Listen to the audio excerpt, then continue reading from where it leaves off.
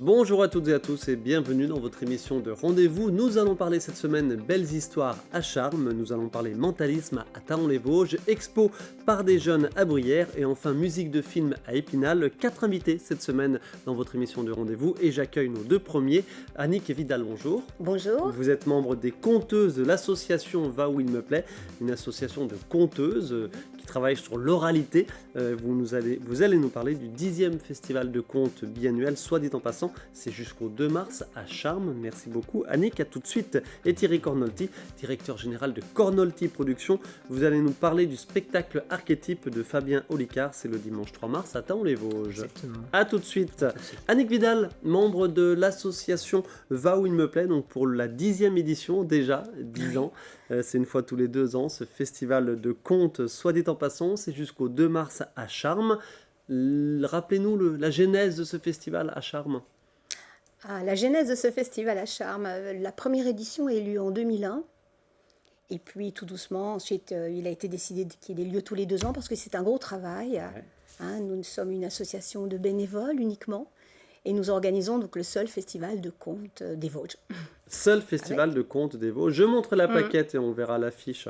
On l'a vu à l'antenne, l'affiche donc de ce 10e festival. 10 dates, 10 spectacles. Oui. Alors, ce sont des petites jauges, j'ai envie de dire, dans le sens, évidemment, c'est pas péjoratif, mais dans le sens où c'est vraiment très familial, très amical, très, très sympa comme festival, avec donc des représentations à la salle de l'Espé, à la salle des fêtes, et puis le troisième lieu, j'ai mangé Oui, dans la maison. la maison du temps libre. La maison du temps libre, voilà, pardon. Alors, allez, ces spectacles, donc ça a commencé Oui, ce mercredi. Ça a commencé ce mercredi. Et la suite se poursuit dès ce vendredi 23 février. Premier spectacle, dans quelle étagère? 2-3 mots tout rapides sur chaque spectacle et chaque date. Dans quelle étagère? C'est un spectacle un peu particulier parce que c'est une conteuse qui est psychothérapeute. Et donc c'est un public particulier, exceptionnel, que nous accueillons. Ouais. Voilà.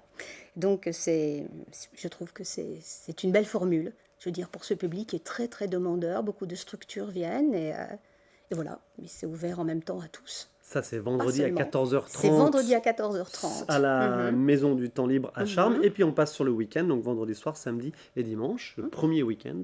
Et donc vendredi soir, nous commençons par le spectacle des Métamorphoses.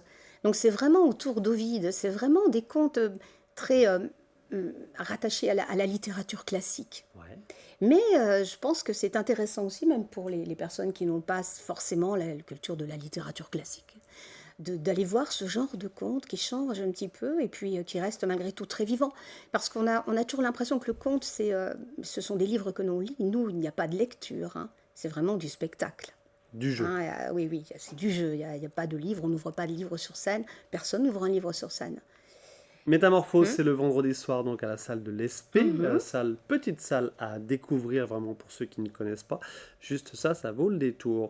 On enchaîne sur le samedi 24, un spectacle à 15h et un autre en soirée à 20h30. Oui, donc à 15h, c'est un spectacle très particulier qui a lieu à la salle de la mairie parce qu'il fallait une proximité, une petite jauge, 60 personnes, alors que la salle de l'Espé c'est 150. Et il s'agit là de mêler quelque chose qui peut paraître très surprenant, mais de mêler des jeux vidéo et du conte. Mais cette fois-ci, là, il s'agit de contes mythologiques et donc de légendes du Grand Nord, enfin du Nord, non. On retrouve Thor, on retrouve les légendes nordiques.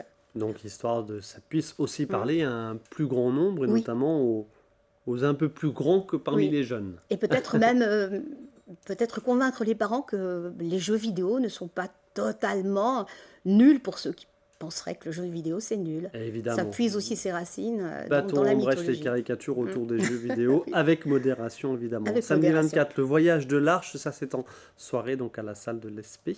Oui, alors là on découvre un milieu totalement différent d'Ovide ou des jeux vidéo, puisqu'il s'agit de partir un peu sur la trace des musiques reggae, rasta, donc c'est très vivant, une conteuse, un musicien, on remonte sur l'origine de ces musiques-là, et puis il y a beaucoup de mystère aussi, enfin voilà, c'est très vivant. Dimanche, 2 représentations, Roselyne Voix qui revient pour le dimanche à 9h30 et à 10h30, salle de l'Espé. Conte, tout contre. Tout compte pour les petits de 1 an à 4 ans. Ouais. Alors vraiment là c'est pour les tout petits, la jauge est très petite, parce que les parents accompagnent les enfants, et ils sont très très petits, ce sont des histoires très douces, beaucoup de gestes, parfois des petits objets qui servent de support. C'est Ok, la toujours semaine étonnant. prochaine, mercredi 28 février, évidemment, mercredi, et puis après c'est vendredi et samedi suivant. Donc, la semaine suivante, nous avons 2 spectacles pour enfants, particulièrement adaptés pour les enfants. Un spectacle Qui a mangé mon gâteau Mhm. et le deuxième Histoire et légende du petit peuple. Ok, ça c'est mercredi. C'est le mercredi, en général, Après-midi. oui, le mercredi après-midi. Vendredi 1er mars, on termine sur les 3 derniers. Autour d'elle, Nefissa Benimouche, qui était déjà oui. venue, me semble-t-il. Non, elle n'est Non, jamais c'est le venue. premier. Ah, pardon. Non, elle n'est jamais venue. Alors là, c'est un spectacle, elle apporte toute sa verve méditerranéenne. Ouais. C'est très vivant, c'est très chaleureux, et même lorsqu'elle aborde des sujets un petit peu plus tristes, c'est jamais triste avec elle, je veux dire. Et puis, voilà. Vendredi C'est soir, le vendredi 1er mars, c'est à la salle de l'Espé et on termine le samedi Mhm. avec 2 spectacles Légendes d'ici et d'ailleurs par des conteuses de chez Alors, vous. oui, là, ce Voilà. sont nous qui nous allons nous balader dans les rues de Bouxerulle. Ouais. Un très joli Bouxerulle, visage. d'accord. Bouxerulle, Très oui. bien. Oui, oui. Donc là, Petit c'est- village à découvrir à proximité de Charmes, Mhm. avec une dynamique assez intéressante. Oui, oui, oui. Et le dernier rendez-vous, c'est un concert, American Legends Story. Non, pas du tout. Alors ça, c'est assez drôle aussi parce Oui, on que pense que c'est un concert. oui, on pense que c'est un concert. Bon, c'est vrai qu'il est accompagné d'un musicien, ils sont musiciens aussi Ouais. tous les deux d'ailleurs, il est conteur.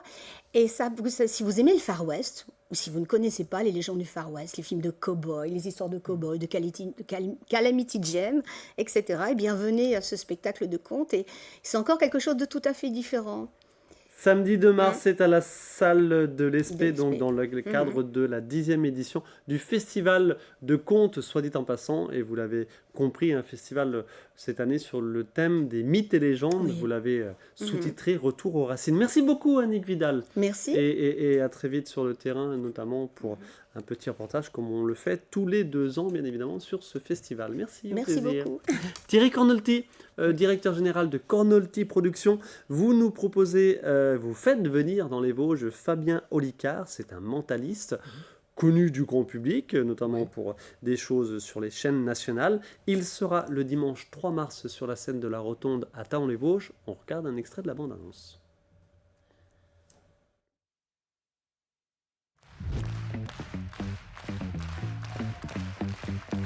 Pourquoi archétype? Parce que je crois que depuis plus de 10 ans, je dis que tout le monde est mentaliste. Et j'ai identifié 5 archétypes de mentalistes. Le mentaliste de scène, c'est un mec qui a toujours une enveloppe sur lui. On sait pas pourquoi. C'est très relou. Les mentalistes ont toujours une enveloppe. J'ai peur que si j'annonce à quelqu'un je pense Morgane, j'ai peur que Morgane, elle soit choquée. Qui veut bien se faire kidnapper ce soir? Très chelou de vouloir être kidnappé si rapidement. Oui?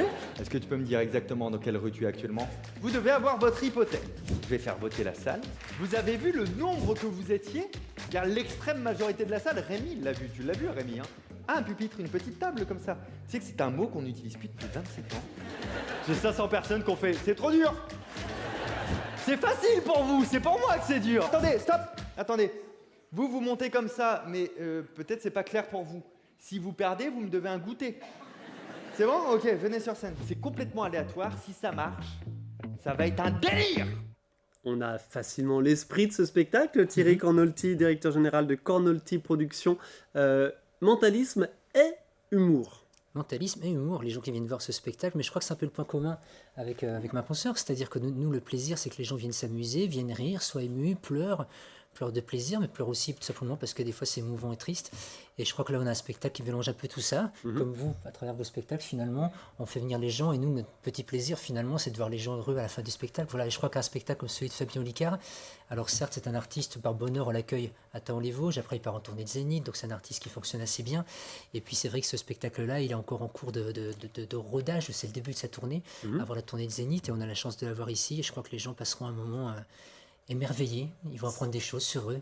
C'est son 4e spectacle. Alors le mentalisme, voilà, il est à la mode depuis quelques années maintenant. Pas de souci, ça se maintient. Il y a toujours une certaine appétence du public pour cette discipline? Je sais pas, j'ai cette impression en tout cas. En tout cas, c'est les gens qui décident, hein, c'est-à-dire qu'ils viennent. Il se trouve que les salles se remplissent bien pour Fabien Olicard. Moi, j'ai le plaisir encore une fois de l'accueillir dans la région pour 3 spectacles seulement, dont un à Thaon-les-Vosges. Je ne suis pas son producteur en tout cas pour le reste de la tournée, mais c'est vrai que je m'aperçois que les gens sont vraiment demandeurs. Voilà, mais c'est lié à lui, je crois surtout. Le mentalisme, finalement, on peut mettre. Si moi je faisais du mentalisme, je crois que personne ne viendrait me voir. Oui. En vrai, Fabien Olicard, peut-être il a cette manière de raconter les choses, de compter les choses, qui fait que les gens sont finalement assez passionnés de le voir sur scène et passent un très bon moment. Un petit mot sur le spectacle vivant, le type de spectacle vivant que vous produisez. Vous êtes originaire de la région, vous êtes Oui. basé en Meurthe-et-Moselle, à Blénaud. Appelez-nous les Pont-à-Mousson. Les Pont-à-Mousson. Mais je suis originaire de Cornimont. Et vous êtes originaire de Cornimont. C'est quoi l'idée? C'est de faire venir du beau monde, proposer des choses nouvelles sur notre grande région? Oui, exactement. Et donc sur En notre tout cas, département? nouvelle, je sais pas, mais en tout cas, ça fait un moment. Moi, ça fait 20 ans que ma structure existe et puis que j'ai eu le plaisir de produire plusieurs tournées. Alors, en ce moment, on produit Kinvey au niveau national. J'ai produit la tournée de Vita Slimane de Versus également, que j'ai coproduite. J'ai produit N'oubliez pas les paroles avec Nagui, qu'on a mis en tournée également l'année dernière. Donc, en fait, j'ai l'habitude de beaucoup voyager avec mes équipes. On est beaucoup sur la route. Et puis, malgré tout, je suis lorrain et vosgien. Et ça fait quelques temps, quelques mois déjà, quelques années que je me dis, tiens, ce serait vraiment un plaisir de venir refaire du spectacle vivant plus localement et d'accueillir des artistes qui ne sont pas des artistes qui sont signés chez moi, encore une fois, c'est juste des gens qu'on a le plaisir d'accueillir pour des confrères que je connais bien, qui pour certains sont des copains de travail, et donc on se dit tiens, ça pourrait être sympa, voilà, donc on donne un petit coup de main, on fait en sorte de promouvoir leur spectacle et faire en sorte que les gens y aient accès. Et notamment au niveau de l'humour, au niveau du stand-up pur et dur, effectivement, il y a une petite envie et il y a peut-être un petit manque à combler sur notre département. Oui, peut-être aussi, mais pas que. Je pense que la musique, les contes, enfin, j'ai l'impression que les gens ont besoin, enfin moi je suis intimement convaincu, de venir voir du spectacle vivant, ont besoin de voir du spectacle vivant dans des petites salles également. C'est-à-dire que ça permet vraiment d'être en contact avec l'artiste, d'échanger à la fin, de le rencontrer. Enfin, c'est tout ça qui crée, je crois, quelque chose de très positif et que tout ce qui est un peu culture au sens très très large du terme, quoi qu'il arrive, c'est intéressant. Voilà. Et moi, j'y prends beaucoup de plaisir à accueillir ces artistes et à voir les gens heureux. Le prix, on n'a pas dit le prix pour Fabien Olicard, c'est combien? C'est 39 € la place. 39 C'est un € la tarif unique. place. Et le festival, soit dit en passant, un petit mot sur le prix. 5, 8 euros et 3 euros pour les tout petits, pour les enfants. Voilà. Merci Des à petits. tous les deux Merci de pour votre votre venue accueil. sur le plateau de Qu'on se le Merci. dise. Donc je réitère, le 10e festival de contes, soit dit en passant, c'est jusqu'au 2 mars à Charmes, sur tous les mercredis et les week-ends. Et donc Fabien Olicard est à retrouver dimanche 3 mars sur la scène de la Rotonde à Thaon. Merci, bonne continuation. Merci. Vous restez avec nous pour la seconde partie de l'émission. Retour sur le plateau de Qu'on se le dise avec nos deux autres invités. Télio Maubré, bonjour. Bonjour. Vous êtes membre du conseil municipal des jeunes à Bruyères et vous allez nous parler dans quelques instants de la 3e édition du Rencard des jeunes. C'est à Bruyères, évidemment, le samedi 2 mars. Et Olivier Héroard, bonjour. Bonjour Ludovic. Vous êtes le président des concerts classiques d'Épinal et vous allez nous parler du dernier week-end de La concerts saison. proposés lors de cette saison, à savoir un week-end entier autour des musiques de films. Ce sera du vendredi 15 au dimanche 17 mars à Épinal, bien évidemment. Merci beaucoup Olivier, à tout de Merci. suite. Télio Maubré, j'ai dit membre du conseil municipal des jeunes, mais vous en êtes le président. On a déjà eu l'occasion Absolument. de vous accueillir sur ce plateau. Allez, un petit mot sur cette 3e édition donc, du Rencard des jeunes. C'est le samedi 2 mars. C'est une exposition d'œuvres, tout simplement. Ouais, c'est ça, d'œuvres, de photos, de graphismes. C'est que des jeunes talents. Ils Ouais. sont tous entre 11 et 22 ans pour les plus anciens. Et puis c'est déjà la 3e édition, parce que ça a très bien marché, puis ça plaît beaucoup. On va voir quelques photos de la précédente édition, justement. Alors, où est-ce que ça se passe? Alors c'est à la salle des fêtes de Bruyères. Ouais. Et l'idée, c'est de proposer une petite émulation autour de talents artistiques divers et variés, alors surtout photos, peinture, etc., des jeunes la de sculpture Bruyères. aussi. La sculpture Ouais, aussi. aussi. Mais complètement, l'objectif, c'est de mettre en avant la culture, et aussi de mettre en avant les plus jeunes, parce qu'après tout, on a Ouais. un conseil des jeunes. Mais ça permet aussi de faire un lien intergénérationnel aussi, avec une population qui n'a pas l'habitude de rencontrer ce genre d'artistes, et c'est toujours plaisant. Alors, artiste tout jeune ou artiste en devenir, hein. Il Ouais, peut mais y pour avoir certains, quelques pépites. il y a quelques pépites très, très intéressants. Il y en a qui étaient déjà là à les précédentes éditions, Ouais. et puis on a des nouveaux. Que Bruyères, ou vous êtes allé vous proposer un petit peu Non, autour? on a des artistes de tout le département à peu près qui viennent. Ah oui, carrément. Ouais. On D'accord. cible large, mais ça se passe à Bruyères. Mais avec ce créneau d'âge précisément. C'est Vous ça, vous voilà. nous le rappelez? C'est 11-22 ans. 11-22 ans. On essaye de leur proposer une scène, parce que c'est pas toujours une tranche d'âge à laquelle on offre une opportunité aussi. Donc voilà, ça leur offre une petite scène, on peut les mettre en avant. Un petit mot sur le conseil municipal des jeunes. On vous sait plutôt dynamique et ce festival, ce rendez-vous, c'est sur un jour pour Ouais, l'instant. c'est sur un jour. Step by step, peut-être que on va sûrement élargir. ça va prendre de l'ampleur, évidemment. Je réitère, le samedi 2 mars, évidemment, à Bruyères, cette exposition. Pourquoi juste une seule journée? C'est plus simple pour les artistes qui sont quand même jeunes, donc déjà ils sont scolarisés, donc Ils peuvent être là toute la journée. C'est ça, c'est beaucoup plus simple, même en manière de logistique pour nous. Cette année, ça sera pour la première fois soutenu par l'association Engageons et par l'Office du tourisme de Bruyères. Okay. Donc ça va nous permettre petit à petit, je pense, de nous développer, en tout cas développer cet événement-là en particulier sur une durée peut-être un peu plus longue. Des jeunes talents à découvrir et à mettre en exergue. Qu'est-ce que vous avez dans les cartons par rapport au conseil municipal et cette petite émulation, dynamisme autour de la jeunesse à Bruyères? Et ben là, justement, on parlait de rencontres intergénérationnelles. Donc, on va travailler avec l'EHPAD de Bruyères. Je suis en train de mettre ça en place avec quelques membres et on va essayer d'organiser quelque chose, une petite après-midi, jeu de société avec nos aînés.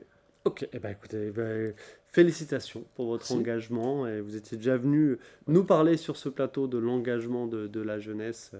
Vous avez quel âge, rappelez-nous? 18 ans. 18 ans, ok. Merci beaucoup, Telio Mombré, 3e édition du Rencard des Jeunes, direction Bruyères, pour un petit saut pour soutenir les talents artistiques de Bruyères et des alentours. C'est le samedi 2 mars. Olivier Rouard, aïe, la saison arrive, ça y est, la fin de la saison arrive déjà. Concert classique d'Épinal, dernier week-end de rendez-vous proposé donc le vendredi 15, samedi 16 et dimanche 17 mars, autour des musiques de films. Pourquoi ce choix déjà? Et puis son contenu qu'on va se détailler. Alors c'est une innovation dans la programmation des concerts classiques, puisque l'idée est venue d'une proposition qui m'a été faite l'année passée par l'Orchestre national Metz Grand Est, d'inviter l'orchestre pour un concert autour des musiques de films de John Williams. Et l'idée a John été Williams, évidemment, auteur-compositeur des musiques de Star Wars notamment. On ne présente etc. pas, mais je précise quand même. Tout à fait. Et donc, j'ai proposé à mes amis du concert classique d'imaginer tout un week-end. Ça sera un week-end intergénérationnel, puisque bon nombre de concerts visent un public jeune, public qui ne vient pas forcément au concert des concerts classiques. Et pourtant qui ont l'habitude d'en entendre, notamment dans les films. Absolument, absolument. Et là, ils vont pouvoir non seulement entendre, mais aussi imaginer, enfin voir dans leur tête les images des films de Spielberg et d'autres références du genre. Absolument. Donc on commence le vendredi 15 mars par l'orchestre des vents et percussions du Conservatoire de Strasbourg, à la Louvière. Le lendemain, concert de l'orchestre d'harmonie de la ville d'Épinal, dirigé par Jean-Noël Hauer. Le concert a lieu à 11h, non pas à la Maison Romaine comme initialement prévu, mais en raison de l'incertitude du climat, les musiciens ont préféré jouer à la Louvière, donc ce sera à 11h à la Louvière. Olivier Rouard, je me permets de vous reprendre. Vous venez de citer le Conservatoire de Strasbourg. Il s'agit bien sûr du Conservatoire d'Épinal. Bien évidemment, c'est le fait d'avoir vécu 25 ans à Strasbourg et d'avoir établi des liens avec le Conservatoire de Strasbourg. Pas de souci. Et Corinne, la directrice du Conservatoire d'Épinal, ne m'en voudra pas, j'en suis sûr. Le rectificatif est fait. Samedi 16 mars à 11h, alors non pas à la Maison Romaine, mais...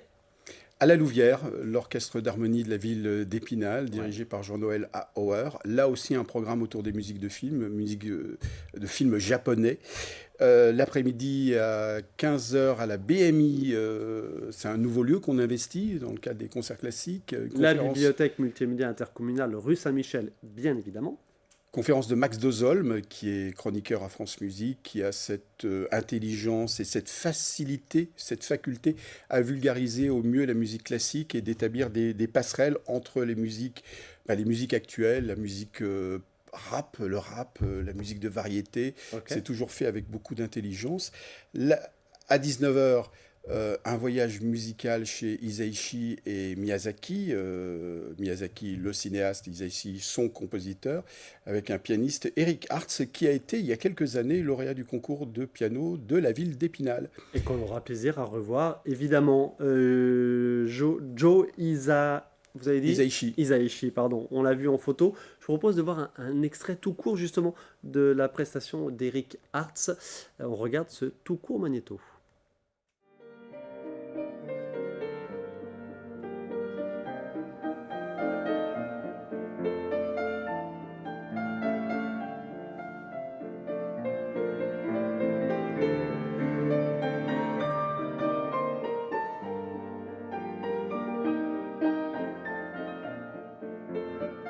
Alors, Eric Hérouard, on va être honnête, a priori, pas de chandelle sur la scène de la Louvière. Hein. Alors, mon prénom, c'est Olivier. Olivier, pardon.